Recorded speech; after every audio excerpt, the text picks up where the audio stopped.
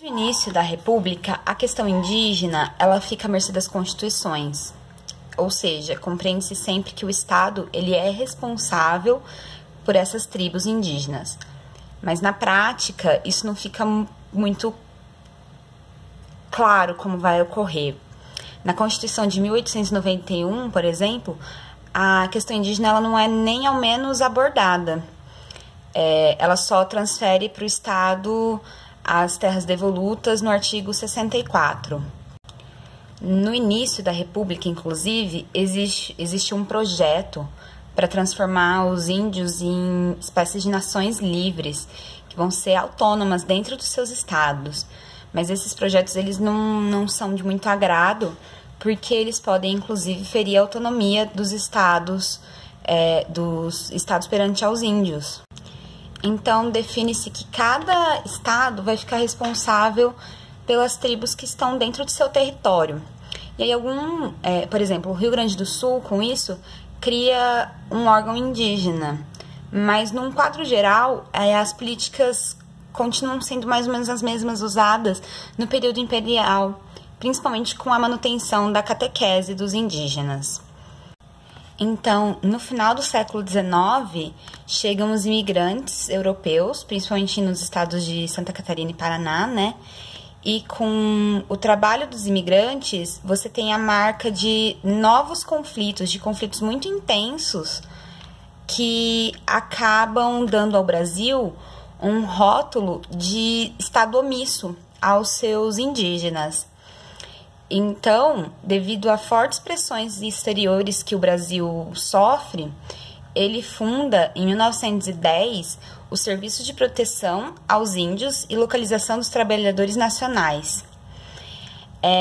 Em 1918, esse órgão muda para Serviço de Proteção aos Índios, SPI. E, bom, esse SPI ele continua com a abordagem positivista para os índios, mas ele começa a ver o índio como um ser digno de conviver em comunhão nacional, mas ainda como um inferior cultural. Então, passa a ser dever do Estado dar condição para esse indígena evoluir de maneira progressiva, trazendo ele para a civilização, transformando o índio num trabalhador nacional. Então, é dever do Estado, por exemplo, demarcar as terras e proteger essas terras de invasores, defender os índios, por exemplo, de comerciantes mascates que queriam enganá-los e socorrer as doenças, socorrer os índios em caso de doenças também. Mas, ao mesmo tempo, se houvessem índios arredios ou rebeldes, eles podiam pacificar esses índios. Então, até 1930, o SPI ele manteve sua ideologia de maneira muito forte. As constituições de 1937 e 1946, elas continuam com as políticas indigenistas que já tinham se iniciado em 1934. E elas são 3 constituições importantes porque elas realmente tentam olhar para o índio como de maneira mais digna, dando os seus direitos realmente, tentando ao menos. A partir de 1964, com a ditadura militar, o SPI ele começa a servir também como um órgão repressor aos indígenas. O Ministério Público tem publicado, tem online, relatos dos crimes cometidos contra os índios. Você tem, entre esses crimes, você tem torturas, você tem assassinatos, extermínios, você tem escravidão.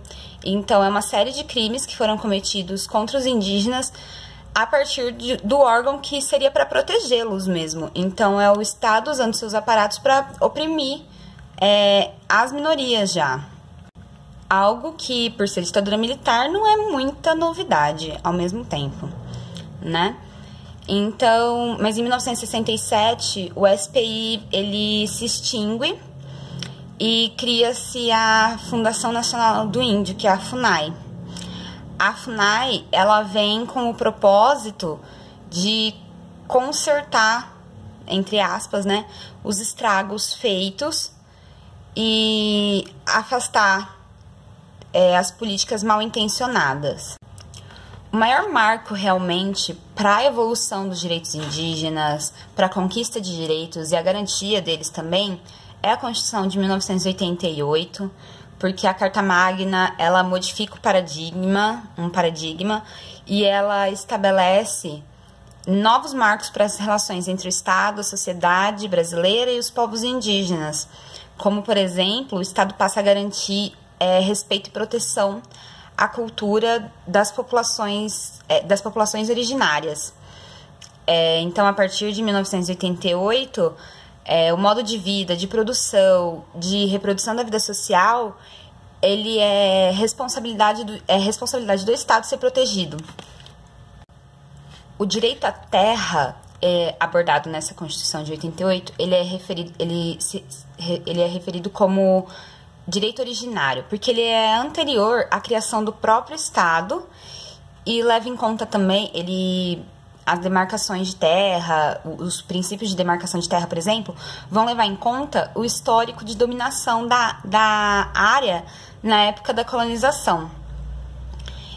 E, de acordo com esse texto constitucional, a obrigação de proteção dessa terra ainda cabe à União, e nas disposições constitucionais transitórias fixa-se um limite de 5 anos para o prazo de demarcação de todas as terras indígenas no Brasil, que é um prazo que foi, obviamente, descumprido.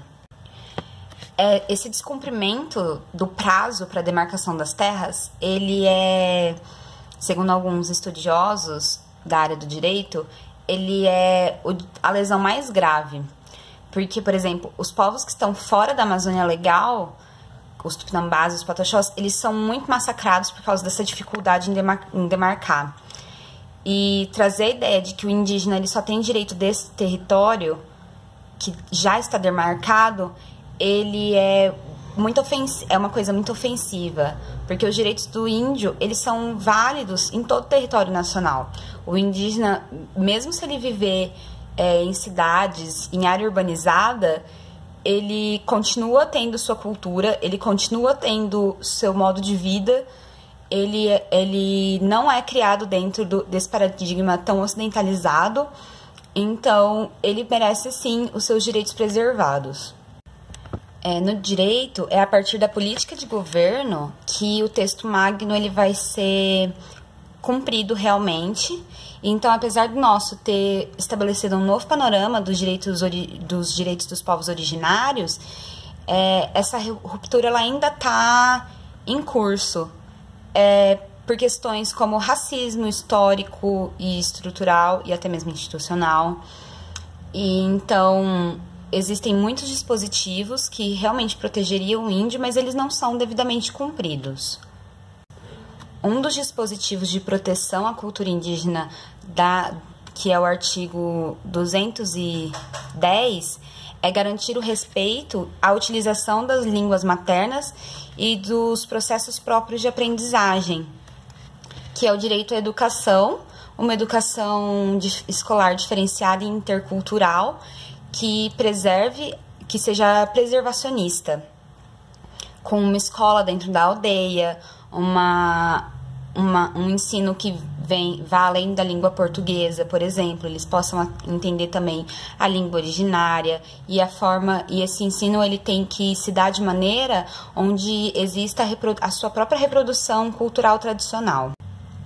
A garantia de cidadania plena, com benefícios sociais e previdenciários aos indígenas, também é disposta na Constituição de 88.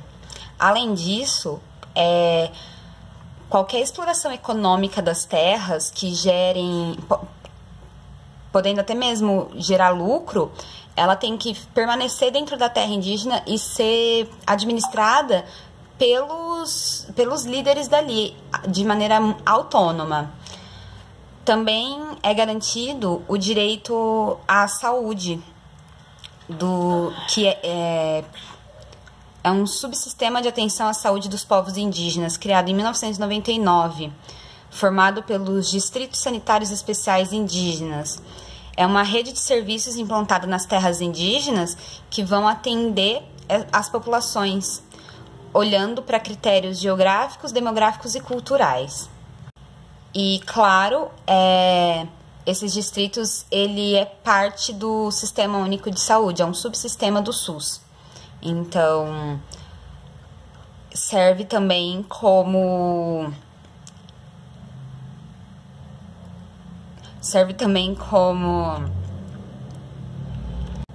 esse subsistema ele serve também como uma maneira de aumentar o planejamento dos serviços, e ele também reforça a autodeterminação desses povos. É por isso que ele é tão importante. Fica evidenciado, então, a partir desse trabalho, como a relação entre os índios e a sua terra ela é forte, e que é de onde eles tiram a base da vida deles, de sua história e de sua cultura também. E como desde a colonização, esses povos eles foram violados, tendo suas populações massacradas pelas pessoas que queriam levar a civilização para eles. A Constituição Federal atual, ela realmente busca tutelar direitos que antes não eram observados, mas existe ainda uma grande dificuldade na aplicação, principalmente por questões de preconceito e de interesse econômico, claro. Preconceito, pois as pessoas não enxergam os indígenas, pois o Estado não enxerga os indígenas como sujeitos de direito, e interesses econômicos dizem respeito à demarcação de terra, da demora, do descumprimento dos prazos e até mesmo do fato dos indígenas terem que levar seus casos de massacre por causa das lutas para a Corte Interamericana de Direitos Humanos.